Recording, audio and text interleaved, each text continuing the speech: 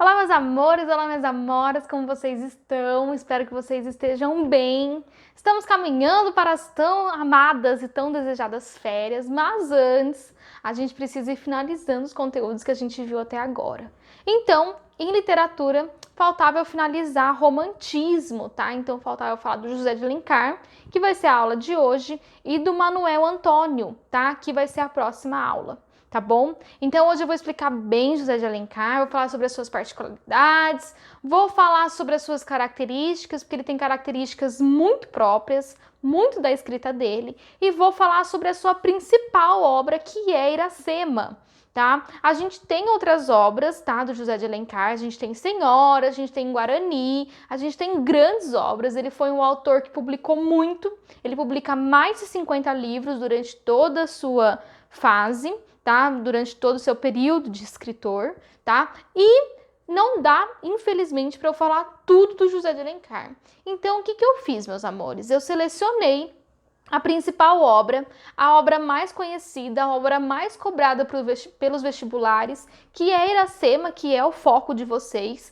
E caso vocês queiram que eu faça uma aula bem curtinha, tá? Porque aí seria bem curtinha, sobre Senhora, que também é um romance muito importante do autor, comenta aqui embaixo que eu faço. Tá? Eu faço no estilo meio IGTV, um estilo mais rapidinho, tá? Porque é uma obra muito interessante também, é uma história muito legal, tá? Não é tão conhecido como Iracema, obviamente, mas é algo extremamente importante quando a gente pensa em José de Alencar. Então, se vocês quiserem, Senhora, comenta aqui embaixo. Não esquece de dar meu curtir, não esquece de comentar como eu estou bonita hoje, tá? Porque esse Mercúrio retrógrado tá um pouco difícil para professora aqui, tá? Mas chega de blá blá, vamos começar a falar de José de Alencar.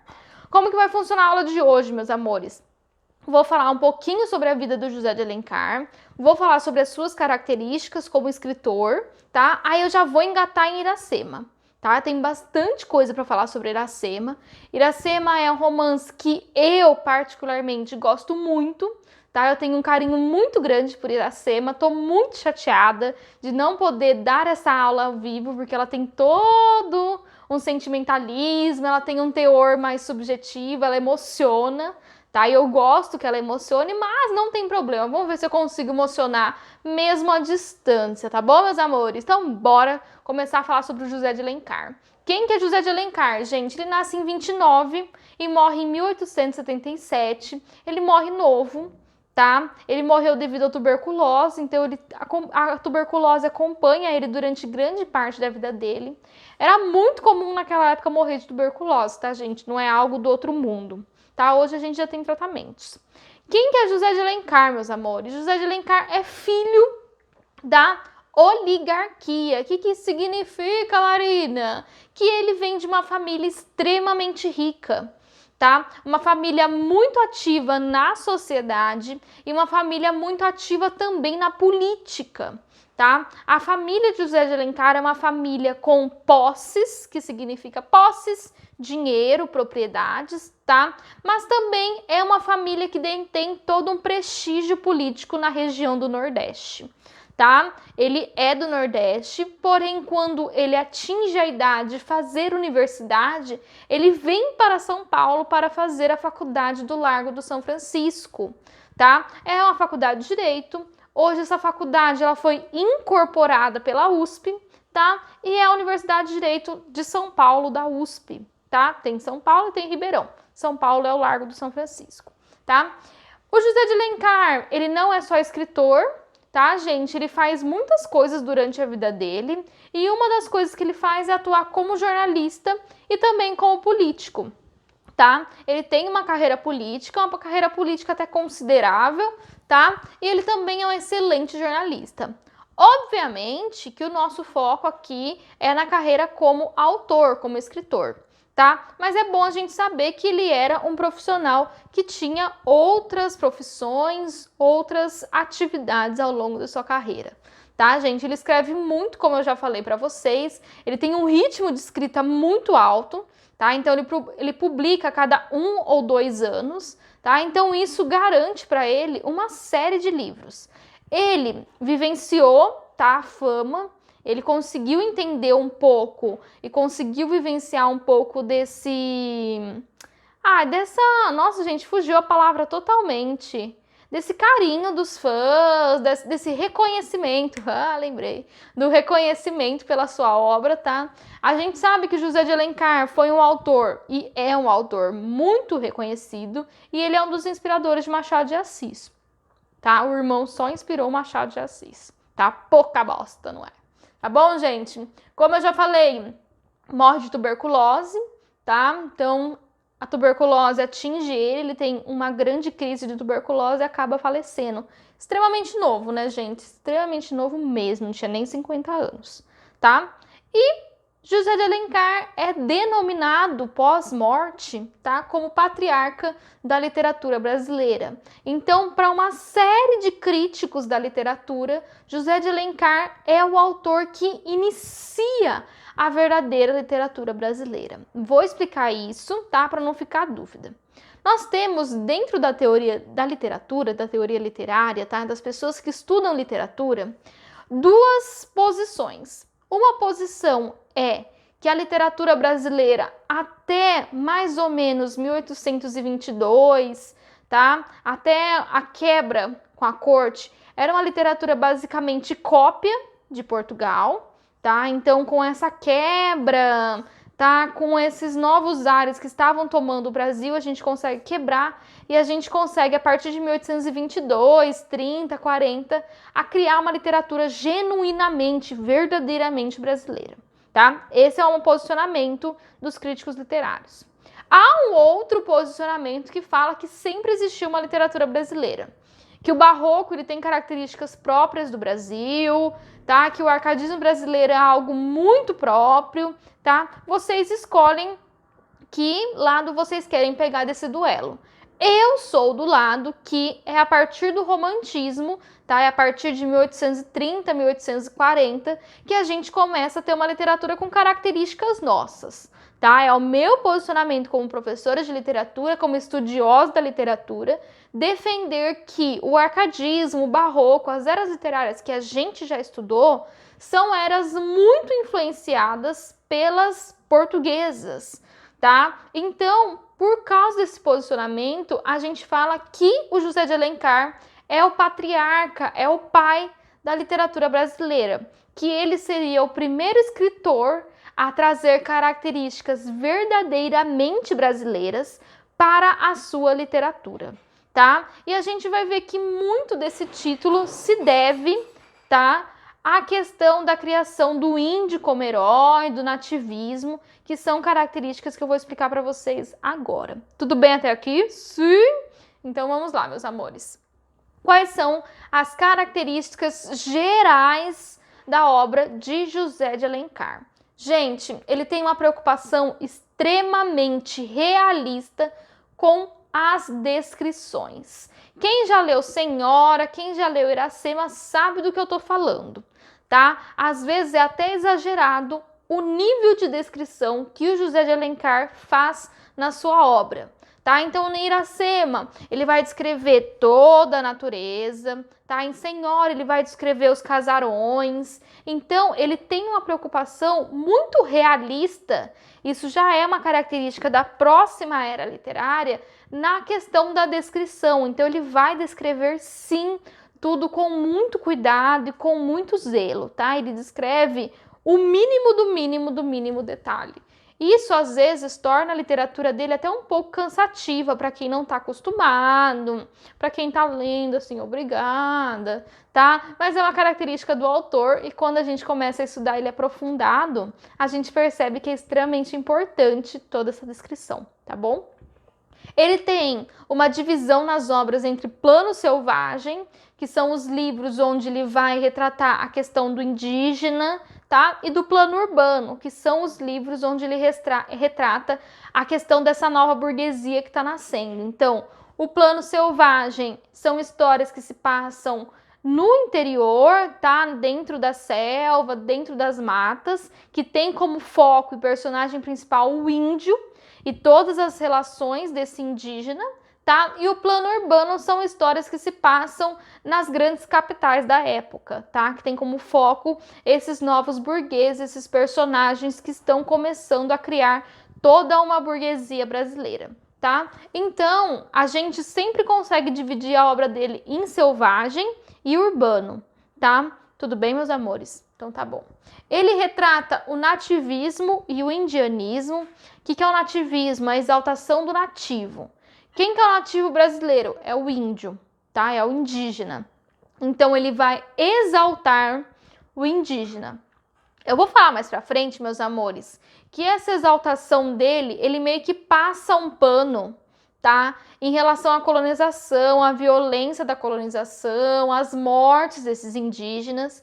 Ele trata um pouco esse indígena como se esse indígena fosse a Pocahontas, tá? Tudo muito perfeito, tudo muito Disney, tudo muito pacífico, tá? Esse é um ponto que a gente tem que levar em conta quando a gente lê as obras do Plano Selvagem do Alencar, tá? Ele tem uma visão extremamente fantasiosa, tá? Desse indígena e da relação do indígena com o colonizador português, tá? Então é totalmente diferente, totalmente oposto do que a história vai nos mostrar, tá? Ele fala que a relação com o português sempre foi pacífica, tá? Que o português vem aqui para nos auxiliar, tá? Então ele passa um pano mesmo para o colonizador português, tá? A gente precisa ter isso em mente, tudo bem? Gente, ele vai criar o nacionalismo, tá? Então ele é o primeiro autor a exaltar a pátria, a exaltar o Brasil dentro da sua obra, tá? E além disso, ele tem uma temática extremamente histórica e extremamente popular, tá? José de Alencar é e sempre foi um autor muito popular, tá? Que as pessoas leem bastante. Obviamente que no passado liam muito mais do que hoje. Hoje nós temos uma quantidade, uma gama de livros muito maior, tá? E a temática histórica é o fato dele estudar muito aprofundado a história brasileira e tentar retratar essa história brasileira através das suas obras, através dos enredos que ele constrói, tá? Então ele tem uma característica muito histórica, várias histórias dele são pautadas, são criadas através de fatos históricos verdadeiros, tá? E ele utiliza esses fatos históricos para ir construindo toda a sua obra. Tudo bem, meus amores? Então, tem alguns relatos que falam que Iracema realmente existiu, as tribos também existiam, tá? Então, tem pinceladas de realidade dentro das suas obras. Assim como quando ele retrata o Rio de Janeiro em Senhora, tá? O Rio de Janeiro que ele retrata é um Rio de Janeiro muito próximo do Rio de Janeiro que existia na época, tá? Então a gente consegue entender e compreender um pouquinho da história lendo José de Alencar. Tudo bem, meus amores? Sim? Então agora eu vou falar um pouquinho com vocês sobre o Plano Selvagem, que é o foco, tá? Que é onde Iracema está alocada, tá? E dentro desse Plano Selvagem, meus amores, a gente tem o que a gente chama de tríade indianista. O que é essa tríade indianista? Tríade vem de 3, tá? Então são 3 livros, 3 obras, onde José de Alencar vai criar o herói indígena brasileiro, onde José de Alencar vai colocar o indígena como o grande herói da nação, tá? Então nesses 3 livros são 3 histórias diferentes, tá? Essas 3 histórias colocam o índio como herói e trazem esse índio perfeito, esse índio príncipe e princesa da Disney. Tudo bem, meus amores? Sim? O primeiro livro que ele publica com essas características é o Guarani, de 1857, tá? O segundo é Iracema, que é o que eu vou dar mais enfoque para vocês, tá? De 1865, e o Birajara, de 1874, tá? Então, tem uma certa diferença de tempo, tá? Os 3 livros são extremamente importantes e se vocês quiserem que eu faça um vídeo explicando o Guarani e o Birajara, sem problema nenhum eu faço, só que vocês têm que me falar, tá? Comenta aqui embaixo que eu faço, tá? Ou me manda nos grupos ou me manda no privado, mas manda, tá, gente? Tudo bem? Então agora a gente vai dar um enfoque todo especial para Iracema, porque é uma obra que merece, tá? Eu vou explicar como que funciona Iracema para vocês. Gente, o que é Iracema? Iracema é um livro, tá, que narra a relação entre a Índia Iracema e o português Martim, tá? Então vai contar como que eles se conheceram, vai contar sobre a vida de Iracema, vai contar sobre o relacionamento que eles vão travar, vai contar sobre os problemas conjugais que eles têm ao longo da narrativa. E vou dar spoiler, tá, gente? Eu tenho que dar spoiler para eu explicar como que funciona a obra, tá? Vai mostrar como que é a morte de Iracema. Iracema morre no final do livro, tá? E o que que essa morte gera para nós brasileiros, tá? Então, gente, é um romance indianista, como eu já falei, a exaltação do índio como grande herói nacional, tá? Então, o índio é colocado como herói e a gente vê a relação entre colonizador e colonizado muito claro dentro dessa obra. Lembra que eu já falei que a forma como o Alencar cria a relação entre colonizador e colonizado é uma forma um pouco diferente, tá? É uma passada de pano. Aqui é a mesma coisa, tá? Ele vai passar um pano grandão, tá? Então ele não vai mostrar os horrores que foram feitos durante a colonização, ele não vai mostrar a violência, ele trata o fato de colonizar uma nova terra como algo muito positivo, tá? Então ele fala que essa miscigenação, que essa união entre os povos é algo muito positivo e que cria um Brasil verdadeiro, tá? Então vamos falar um pouquinho sobre Iracema, nossa virgem dos lábios de mel. Gente, quem que é Iracema? Iracema, primeiro ponto, ela é perfeita, tá? Ela é maravilhosa, ela é a virgem, então ela é virgem dos lábios de mel, então vocês já imaginam os lábios de Iracema, com cabelos negros como a asa da graúna. Gente, ela é a Pocahontas brasileira. Perfeita, sem defeitos, maravilhosa, tá? Corria pela floresta, sempre muito bela, todo mundo admirava a beleza dela. E além disso, pouco foda, Iracema é sacerdotisa da tribo, tá? Então, o que significa ser sacerdotisa da tribo? Iracema, ela tem um papel religioso dentro da tribo onde ela vive. E isso é extremamente importante para a história. Por quê? Pelo fato dela ser sacerdotisa, ela detém o segredo da Jurema. O que é o segredo da Jurema? O segredo da Jurema é como se fosse um licor, um elixir, tá? Que leva você a ter contato com a natureza, com as vozes da natureza, tá? Então é como se fosse uma droga psicodélica, tá, gente? Então quando você toma esse elixir, você toma esse líquido, você consegue conversar com as vozes da natureza. Era a religião da tribo de Iracema, tá? Só que, por deter esse segredo e por ser sacerdotisa, então é ela que garante a comunicação entre os deuses da natureza, entre as vozes da natureza e as pessoas normais, ela tinha que se manter virgem, tá? Ela tinha que se manter pura. Então, Iracema não podia ter um relacionamento, tá? Ela tinha que se manter pura, tá? Essa era a função dela na tribo, tá? Então ela tem que manter essa virgindade e ela é retratada com uma perfeição estética, física, tá? E uma perfeição moral, tá? Então Iracema, ela é perfeita em todos os sentidos, tá? Mesmo quando ela erra por um motivo nobre. Então ela é perfeita duplamente, tá, gente? Tudo bem até aqui? Sim, então tá bom. Um outro protagonista da história é o português Martim, tá? O Martim, meus amores, ele é um guerreiro branco, tá? É português, tudo bem? E ele vem para o Brasil com a missão de catequizar, tá? Então a missão do Martim é catequizar os povos indígenas, tá? O Martim, para o livro e no livro, ele é o único detentor, então é ele que tem dentro dele o que a gente chama de boa moral. Quando a gente pega essa boa moral, que é o que todo mundo deve seguir, a gente percebe que a moral que o Alencar trata, que o Alencar traz na sua obra, é a moral cristã, tá? Então, José de Alencar, ele segue uma moral cristã. Tudo bem até aqui?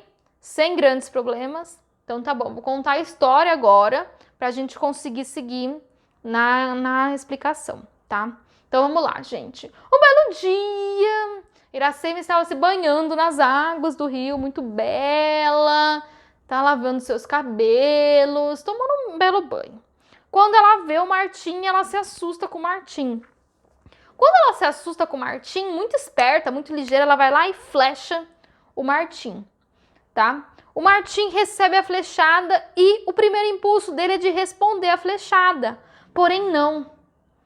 Nesse momento ele se lembra o que a mãe dele falou e respeita a outra mulher, tá? Não devolve a flechada, tá vendo a moral cristã? Tá? Ele não faz a mesma coisa com o inimigo, ok? Bom, Iracema vendo aquele guerreiro branco, tá? Machucado, fica com dó. Calma aí, gente, tem um cabelo me irritando. Já tirei. Obrigada. Fica com dó e leva o Martim para sua tribo, onde ela vai cuidar dos ferimentos dele, tá? O Martim fica muito doente, tá? E Iracema acha que essa doença seria amenizada, ele ficaria um pouco melhor se ele experimentasse a Jurema, tá? E ele tivesse meio que um transe, e ele voltasse para a terra natal. Ela achava que isso ia ajudar ele no tratamento. Então ela dá a Jurema para ele 2 vezes, tá? Na primeira vez ele sonha com ela, tá? E ela acaba beijando ele acaba beijando ela, eles acabam se beijando, tá, gente? Beijou junto.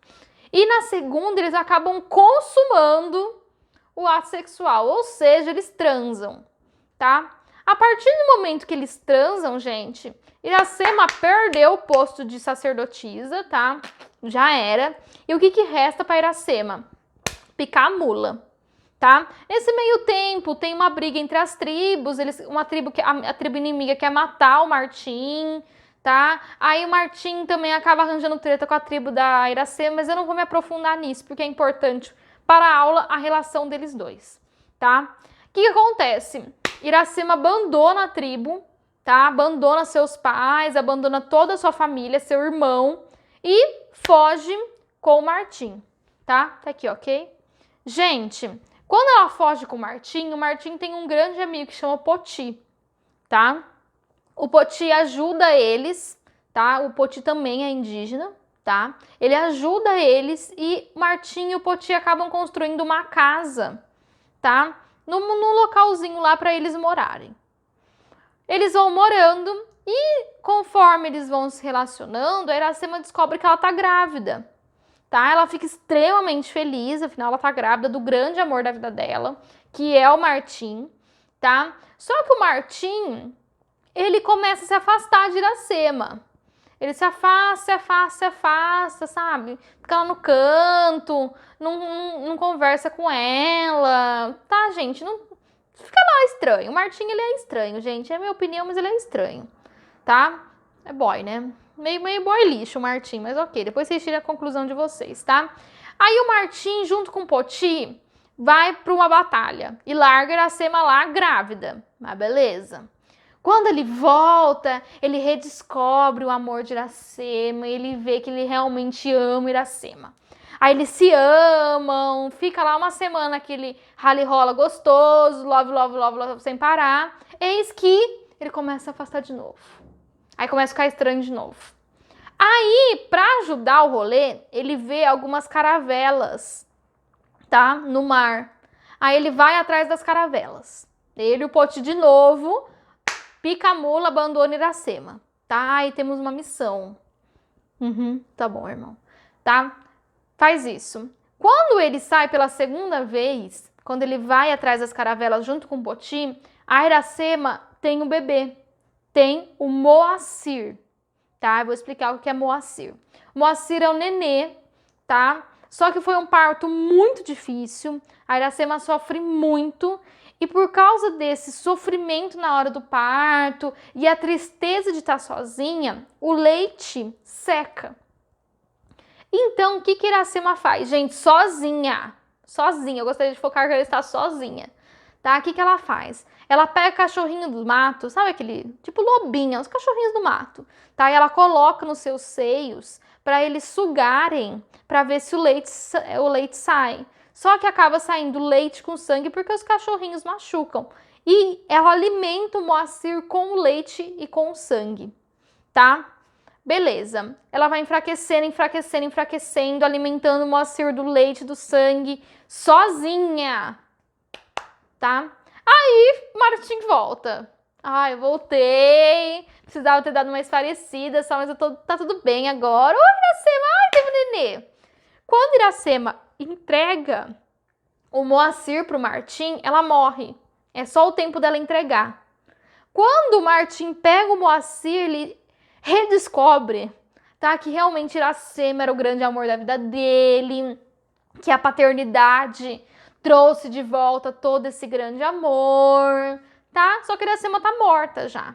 Aí o que acontece? Ele pega o Moacir, ele volta para Portugal, fica um tempo em Portugal, depois ele volta para o Brasil com a missão de catequizar os índios. Ele catequiza o Poti e essa é a grande missão do Martim com o resto da sua vida. Bom, o que significa Iracema? O que significa o Moacir? E o que significa o Martim? Gente, a Iracema, ela é a representação da América, do Brasil. O Brasil virgem, o Brasil inocente, o Brasil perfeito.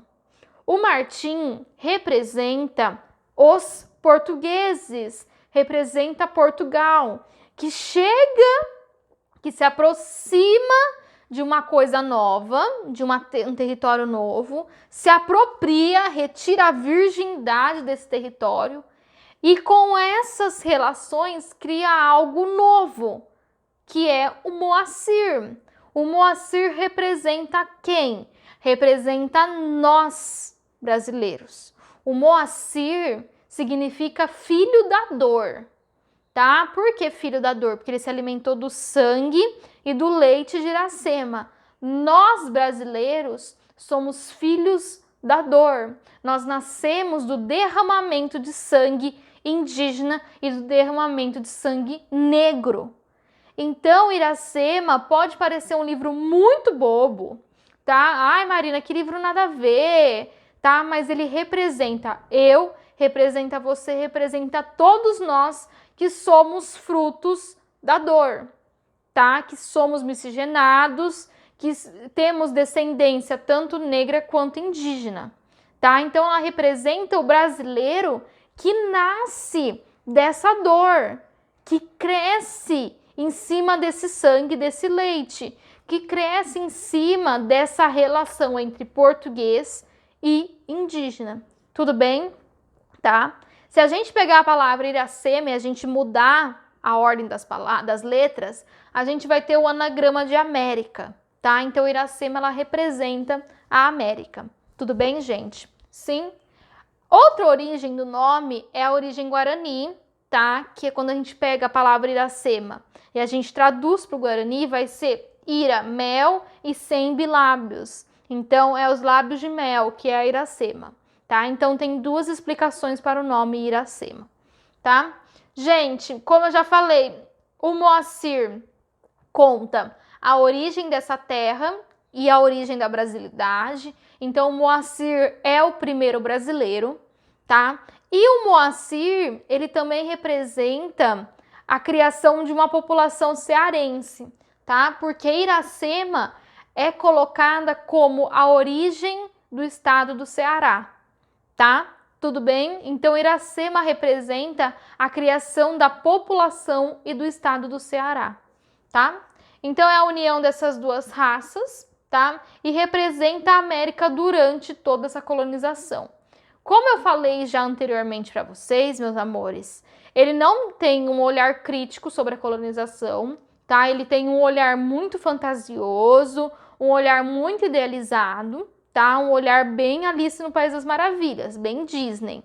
Em nenhum momento ele vai falar sobre os massacres, sobre os estupros, sobre as violências, seja simbólica, psicológica, física, tá? Ele não fala nada disso. Mas a gente pode fazer uma interpretação e adicionar essas características ao livro de Iracema. Tudo bem? E para a gente finalizar, tá? Porque já tá ficando grande, a gente tem Iracema e toda essa relação com Moacir, a criação, o nascimento do Moacir como uma concepção de um passado lendário. Então era preciso, para construir essa nova nação, para construir esse novo Brasil, a gente criar lendas, tá? Para explicar o nosso passado. Então era preciso de um passado glorioso. E o José de Alencar, ele tem uma função muito importante nisso, tá? Porque até hoje a gente vê essa visão dentro da sociedade. Uma visão que acredita que foi tudo muito bom, que deu tudo muito certo, que tudo foi muito positivo, que ninguém sofreu, foi só um mix, tá? E a gente sabe que não é assim, tá? Então ele vai amenizar as violências e as mortes durante toda a colonização. Ele não fala disso, tá? Ele cria um herói brasileiro e, mais importante, uma mitologia nacional.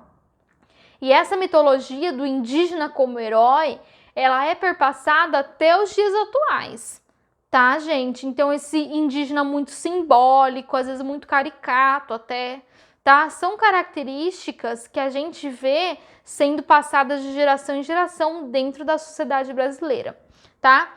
E com isso, o Alencar cria um movimento que coloca o índio como se fosse o maior símbolo brasileiro, tá? Ao mesmo tempo que é colocado como símbolo, a gente vê um desrespeito muito grande. As tradições, as culturas, a propriedade, tá? Tudo que envolve as populações indígenas, tá? Aqui a gente percebe que, como está se tratando de um índio, tem um esvaziamento de toda a cultura, comportamento, valores, crenças, língua. É como se fosse tudo uma mesma coisa. E a gente sabe que não é assim. E se a gente não sabe, a gente tem que aprender que não é assim, tá? Então, meus amores, o José de Alencar é extremamente importante, tá? Ele é, sim, um dos fodas, então coloca ele na lista dos fodas da tia Marina. Por quê? Porque ele cria romances muito importantes, tá? Romances que alteram profundamente a nossa visão de como somos brasileiros, como somos constituídos, como o nosso país se formou, tá? Então a visão que o Brasil é o pulmão do mundo com a Amazônia, que nossa, nós somos detentores das maiores riquezas naturais, são valores que começam em Alencar, tá? Mas que são perpassadas até o dia atual. Tá? Essa questão do exótico, do diferente, tá? Vai tomando outras narrativas e isso vai crescendo com o passar dos anos. Tudo bem, meus amores? Ficou claro? Espero que vocês tenham gostado, que vocês tenham entendido. Lembra, se quiser a resenha, o videozinho, tá? Sobre Senhora, o Guarani e o Birajara, comenta aqui que eu faço com o maior prazer para vocês. Tá bom, meus amores? Um beijo, fiquem todos bem, tá? E até a próxima aula.